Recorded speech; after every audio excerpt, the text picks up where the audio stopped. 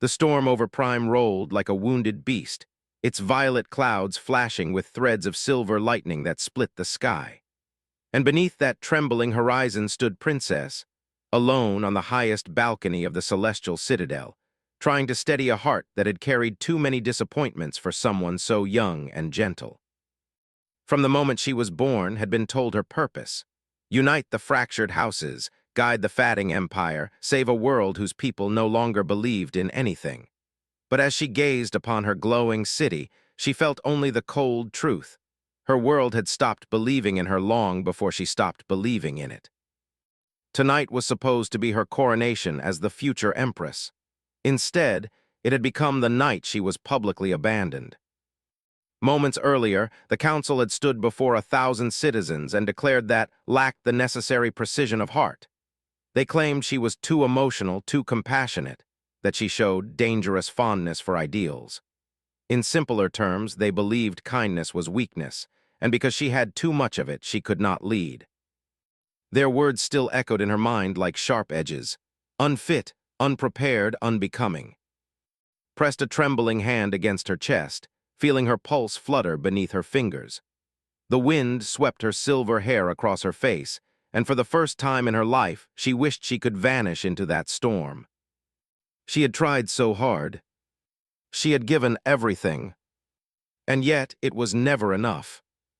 As she stood rooted in the cold, she thought the universe had turned its back on her completely.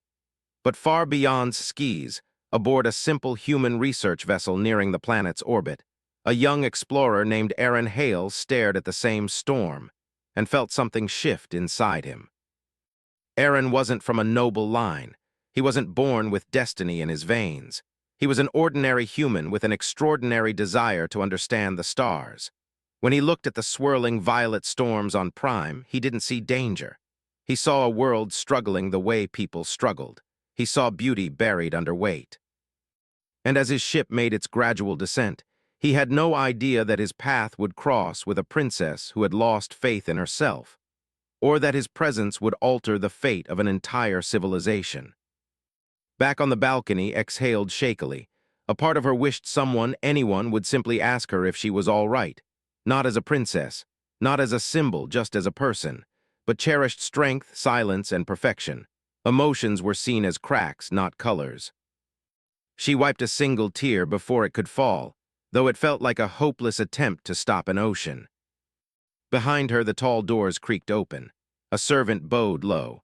"Princess, there is an arrival request, a human delegation. The council advised we ignore it, but protocol states."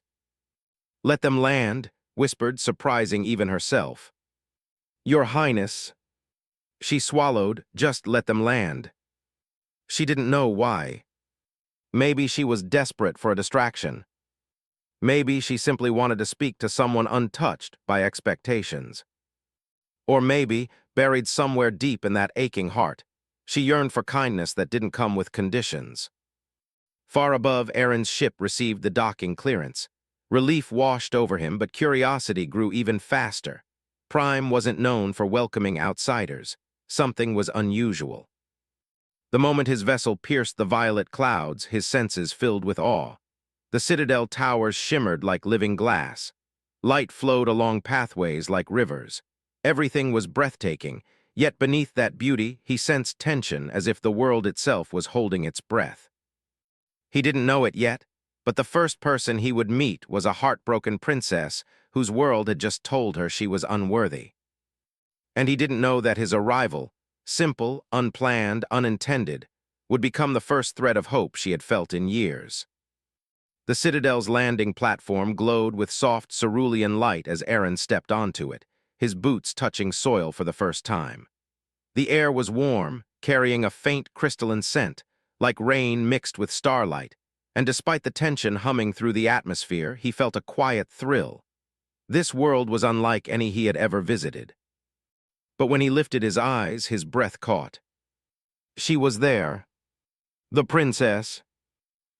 He didn't know her name yet, nor her story, but something in the way she stood, straight-backed yet painfully fragile at the edges, pulled on a part of him he rarely let surface. She looked like someone trying to hold the sky together with her bare hands. gaze met his, and for a brief moment the storm behind her seemed to fall silent. Humans were rare guests, often treated with polite caution at best. Yet the human before her didn't carry the cold, calculating stare she'd grown accustomed to. Instead, his expression held something nearly foreign in her world: warmth. "Welcome to Prime," she said, her voice steady despite the exhaustion tucked between syllables. "I am Princess, you must be the representative from Earth." Aaron blinked, pulling himself together. "Aaron Hale, crew of the research vessel Solace, it's an honor, Your Highness." She gave a small nod, courteous, distant, but her eyes flickered, as if she were studying him with a deeper intent. Perhaps she was simply measuring whether he was a threat, or perhaps she was searching for something she couldn't name. "May I ask," she continued, "what brings you here? Our world has not been as welcoming as it once was." Aaron hesitated, then offered a gentle half-smile. "Curiosity, and hope, maybe. I study interstellar environments, but also civilizations, I came to learn." Learned? Such a simple word. Yet, too, it sounded like a door she had forgotten could open. "Most come to judge," she replied softly, "not to learn." Before Aaron could respond, a pair of council guards approached, their metallic armor gleaming. Their expressions were polite but firm. "Princess, the council requests your presence," one said. "They advise ending the interaction." Aaron stepped back instinctively, offering space, but's jaw tightened ever so slightly. She knew the council's tone, knew their true message beneath the polite phrasing. "Withdraw, obey, do not question." "I will attend," she said calmly, though her voice carried a faint tremor only Aaron noticed. "Escort our guest to the courtyard of echoes. I will join him shortly." The guards bowed and turned to guide Aaron, but he hesitated. His eyes lingered on the princess. "Are you all right?" he asked quietly. Froze. No guard had ever asked her that. No council member, no noble, no advisor, not even family. And certainly not an visitor. Her lips parted, but she said nothing. The truth felt too heavy, too exposed. She simply managed a nod, even though her heart beat in hollow patterns. As Aaron followed the guards down the luminous hall, he glanced over his shoulder. Still stood there, framed by, composed yet breaking in ways she didn't allow the world to see. Something inside him shifted, an instinct, a pull. He wanted to understand her. He wanted to help, though he didn't yet know why. Meanwhile, walked toward the council chamber, each step colder than the last. The great doors opened, and she entered the circular hall where the 12 counselors waited like shadows. "Princess," counselor spoke, his voice like polished stone. "This human arrival is ill-timed. Your recent, emotional instability makes interaction unwise." Lowered her gaze, absorbing the blow. Over and over they used the same accusation, emotion as weakness, feeling as flaw. She forced her voice not to break. "Humans are allies, there is no risk." "There is," replied sharply. You are the risk." The words hit harder than any storm. Inhaled slowly, letting silence shield her cracked composure. She wished at that moment she could disappear into the sky, or perhaps simply sit with someone who didn't look at her as if she were failing by breathing. Someone like the human, whose eyes had held compassion instead of judgment. As the council's reprimands continued, one truth pulsed in her mind with fragile clarity. Her world had let her down long before today. But maybe, just maybe, someone from another world wouldn't. The courtyard of echoes shimmered softly beneath twilight, its marble pathways glowing with threads of luminescent gold that pulsed like quiet heartbeats. Whispering fountains curved around crystalline trees whose leaves chimed gently each time the wind touched them. It was said that every emotion felt within this courtyard left an echo, a memory, carried gently by the trees. Aaron walked slowly through the courtyard, absorbing everything around him. The alien beauty should overwhelmed him, yet his thoughts drifted only to the princess. Her eyes, calm but trembling beneath the surface, lingered in his mind like an unanswered question. He didn't know her story, but he felt her sadness, raw and unguarded.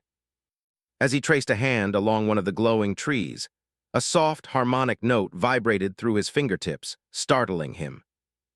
Human touch reacts differently, a voice said behind him.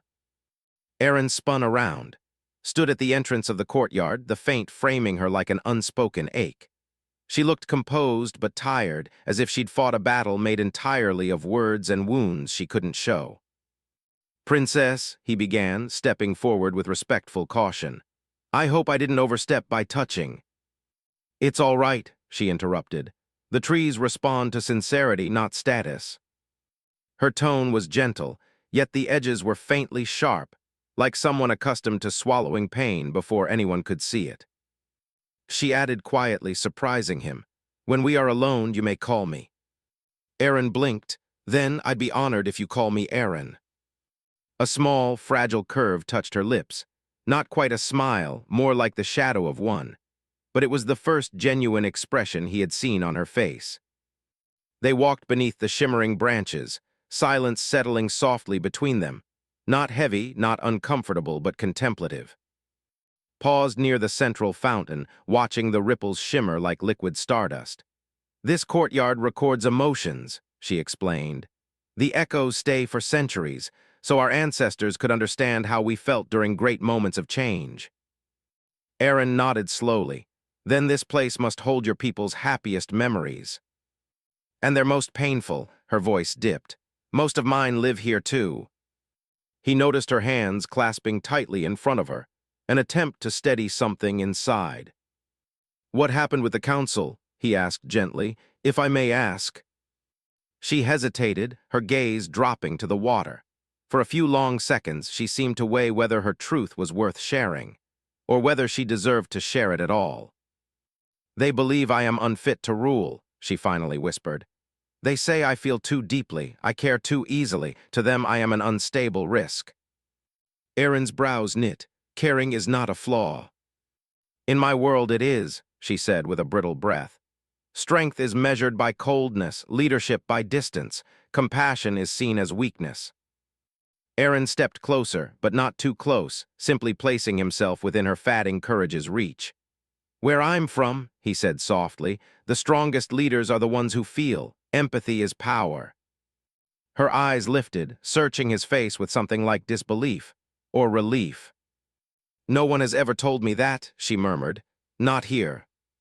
Maybe it was the courtyard's glow or the quiet honesty of his voice, but something inside her cracked, not in pain, but in release. Aaron said, "Whoever told you that feeling deeply makes you unfit, they were wrong." Her breath hitched, so soft he almost missed it. But the trees heard. The courtyard heard. The echo of her guarded heart, finally loosening, shimmered faintly through the leaves. "You speak as if you know me," she whispered. "I don't," Aaron admitted, "but I'd like to if you'll let me." Stepped back, startled by the openness she wasn't prepared for. Her heart pulled forward while fear pulled her back. "I don't know if my world will allow that," she said quietly. "They already think I trust too easily." "Then trust slowly," Aaron replied, "but don't stop trusting." Her eyes glistened, not with tears, but with something warmer, something awakening. For the first time in years, someone believed in her. The courtyard recorded the moment gently, its leaves chiming a soft, hopeful echo. The following day dawned softly over Prime, the violet sky washed with streaks of rose-gold light.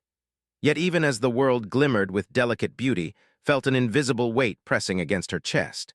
She stood by her chamber window, watching the early morning breeze ripple across the crystalline roofs. Her reflection in the glass looked poised, regal, but her eyes gave her away. She had barely slept.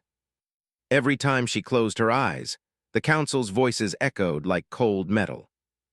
But woven gently between those sharp memories was another sound, Aaron's voice, warm and steady, refusing to see her as broken.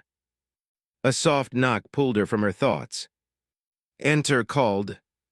Aaron stepped inside as the guards allowed him through. He paused at the threshold, unsure if he was intruding. "I hope it's all right that I came," he said. "I just wanted to check on you." Those words, so simple, so human, struck deeper than he intended. Blinked, her breath softening. "Yes," she murmured, "it's all right."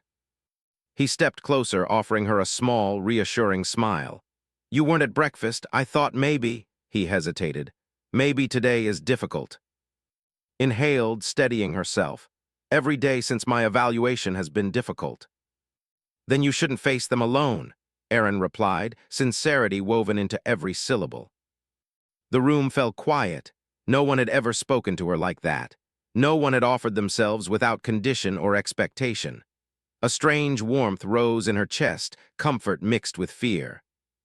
Turned slightly, gesturing for him to join her by the window. Look, she said softly, from here you can see the whole citadel. Aaron stepped beside her.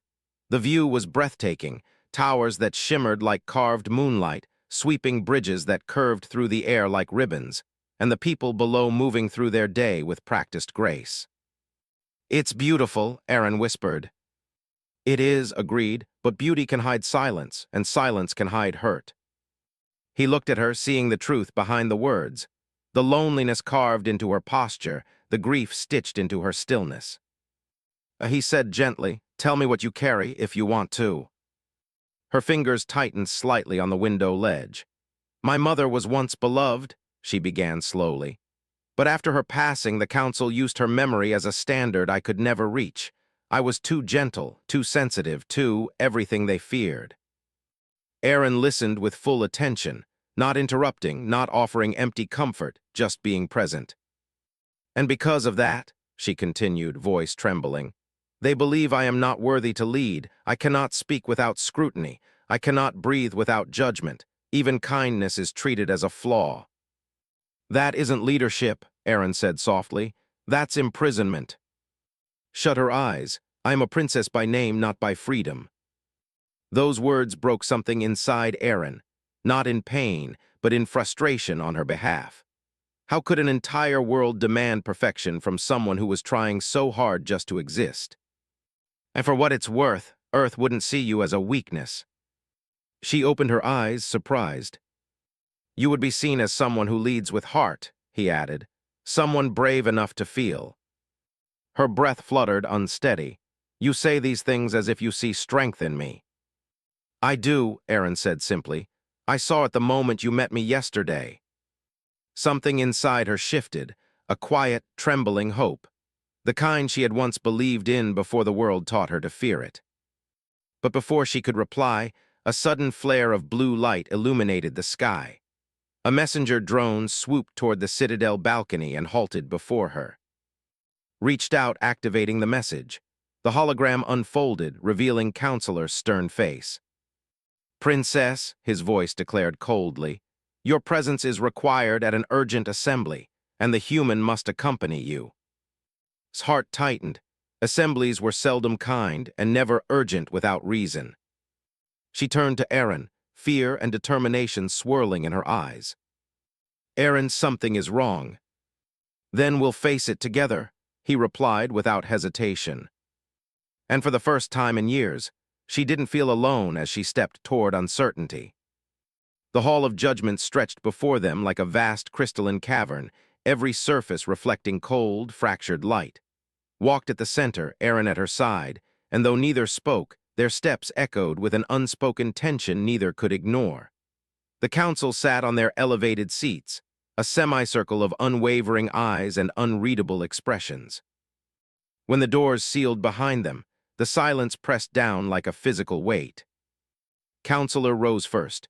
Princess, human Aaron Hale, you are summoned to address a matter that threatens the stability of our empire.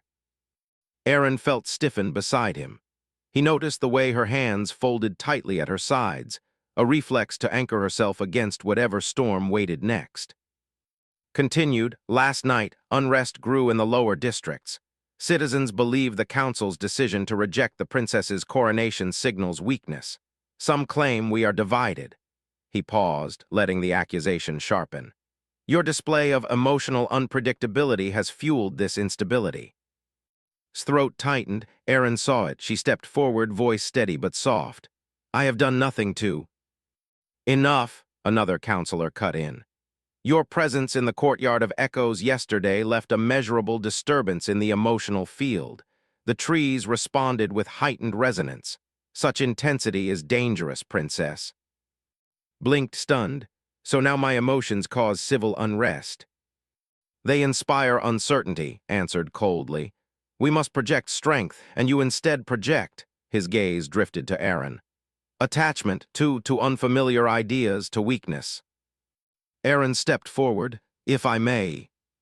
You may not, snapped. His eyes flashed, just a flicker, but enough for Aaron to see how deeply the dismissal cut her. She drew a slow breath, gathering herself. You summoned him, she reminded them, voice fragile yet firm. So let him speak. A murmur rippled through the chamber. The council exchanged glances, surprised by her defiance. Exhaled sharply. Very well, speak human. Aaron faced the council with calm determination. I study civilizations, he began, and I've seen what happens when leaders are punished for having humanity, whether they're human or not.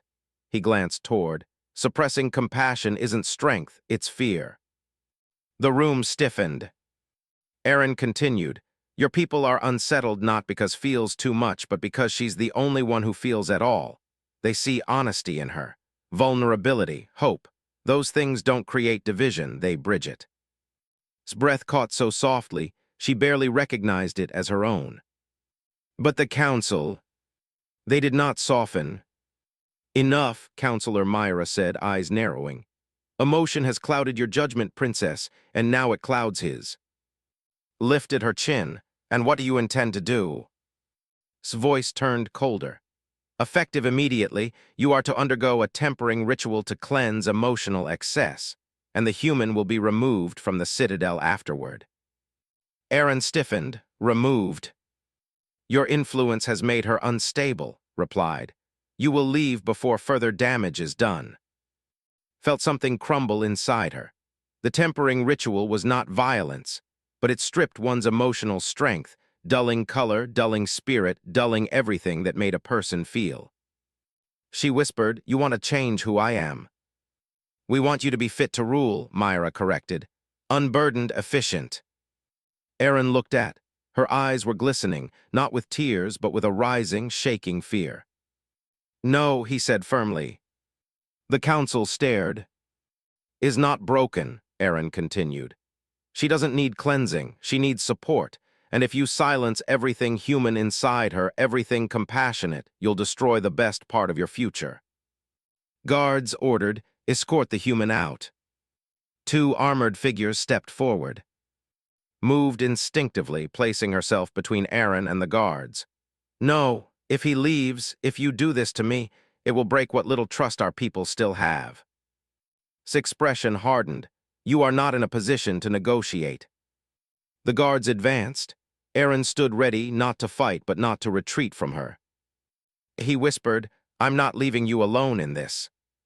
But she shook her head, voice trembling. Aaron, I won't let them take you. The council chamber vibrated faintly. The courtyard's echoes, emotion-sensitive, were reacting even from afar. For the first time, the council saw raw defiance in her. Fear in their eyes flickered.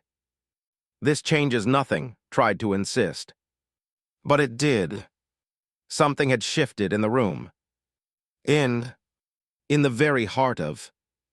And in that trembling moment, the princess who had been told she was weak realized something quietly powerful.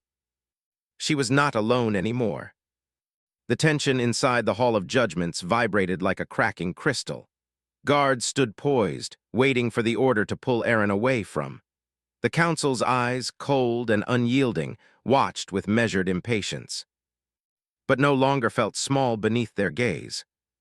Something fierce and trembling had awakened inside her.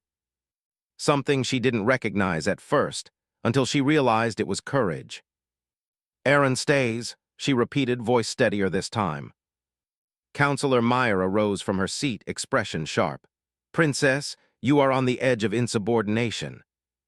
And you, answered softly, are on the edge of destroying what our people still believe in. A hush fell.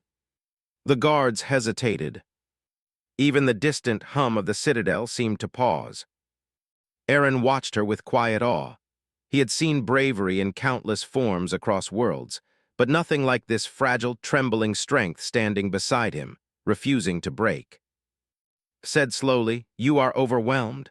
Your emotions distort logic. It is precisely why the tempering ritual is necessary. Her heart pounded, but she held his gaze. No ritual will fix what the council refuses to understand. And what is that? Challenged. That empathy is not weakness. Her voice grew firmer. That our people are hurting, that they are afraid, and that ignoring those fears, masking them behind of control, is what truly weakens us. A ripple of murmurs passed through the council, but none dared interrupt her now. Stepped forward, no longer hiding the tremble in her hands. You think purging emotions creates stability, but stability comes from connection, from understanding, from listening. She inhaled shakily. For years you have asked me to silence myself, to be perfect, to be empty, but I cannot lead a world I am forbidden to feel for. The chamber fell into stunned silence. Aaron's chest tightened with pride, warm, protective. His jaw clenched. Princess, your words border on treason. Aaron finally spoke. Truth isn't treason. Myra snapped, human, stay silent. No, Aaron said, stepping beside. I won't. Not when she's standing up for what your world needs most. The guards shifted uncertainly. Something about Aaron's calm defiance unsettled them. Maybe because it echoed what the citizens themselves had begun to feel. Looked at him, he met her eyes with a quiet steadiness that warmed her from within. She drew strength from it. Let the people decide, proposed, turning back to the council. Hold a public hearing, let them hear the truth, let them speak. No, said sharply, we will not subject leadership to emotional chaos. His voice softened. It already is chaos, but hiding it will not heal it. Raised a hand. Enough, guards, take the human, the ritual proceeds. But before the order could leave his lips fully, the great doors of the hall burst open. 3 civilians, leaders from lower districts, entered with urgent steps. Behind them, dozens of citizens crowded the corridor, their worried faces peeking into the chamber as whispers spread like wildfire. Counselors, one citizen declared breathlessly, word has spread that you intend to force the princess into tempering. It is unacceptable, another added. She is the only one who listens to us. She is our future, a third cried. Do not silence her. Gasped softly, Aaron felt her hand tense beside him. The council faltered. Myra's expression flickered with uncertainty. His composure cracked for a fleeting second. This intrusion is unauthorized, attempted, but his voice lacked its earlier power. One of the citizens stepped forward, eyes fierce. You taught us to hide our feelings, but the princess taught us to feel again. His breath trembled, emotion swelling so intensely she could barely speak. I didn't teach you, she whispered. You simply remembered. Slammed his staff against the ground. Guards, remove them. But the guards didn't move. Their expressions were conflicted, caught between duty and conscience. Aaron stepped forward, voice calm but strong. If your people stand behind her, why don't you? For the first time, the council looked uncertain. For the first time, their power wavered. And for the first time, saw hope, not fragile but rising. She turned to Aaron, her voice soft with gratitude. You gave them courage. He shook his head. No, you did. Above them, the hall's crystals shimmered. Not cold this time, but warm, reflecting a truth the council could no longer ignore. A change had begun, and it could not be silenced. The Hall of Judgments had never felt so alive. The crystals that once reflected only cold authority now glimmered with the rising warmth of hundreds of hearts, citizens, guards, and even distant onlookers who had rushed toward the commotion. Their presence created a quiet, undeniable truth, was no longer standing alone. For a long moment, no one spoke. The council, long untouchable, found themselves confronted not by rebellion but by sincerity. By unity. By the very emotion they had spent years trying to suppress. Breathed slowly, letting the moment steady her trembling spirit. She felt Aaron's presence beside her, not overshadowing her, not leading for her, but standing with her. A gentle support, constant as breath. Finally broke the silence. This display changes nothing, he insisted. though his voice held faint cracks. We cannot afford a leader who allows emotion to dictate the fate of an empire. A soft murmur rose from the crowd, but raised a hand asking for calm. She stepped forward, her gown trailing like a quiet stream of moonlight. "My people," she began, voice soft but resonating through the hall, "I never asked to be perfect. I never claimed to be flawless. All I wanted was the chance to lead with honesty." The crowd leaned closer, drawn in by her vulnerability. "I have been told that to lead, I must feel nothing.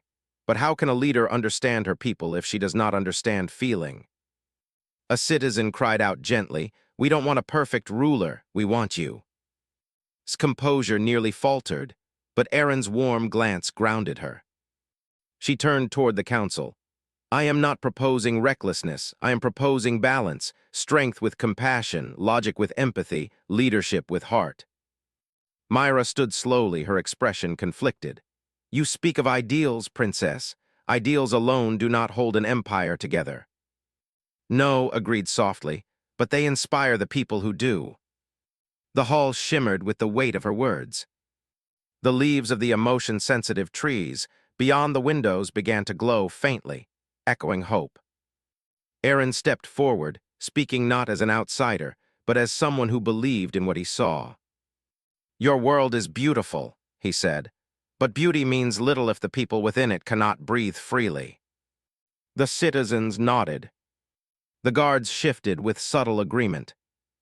Aaron continued, "Doesn't want to tear your traditions apart. She wants to restore what they were meant to protect, your unity." His voice softened, "And she's the only one here brave enough to try." Silence settled once more, but this time it felt different. Less heavy, more expectant.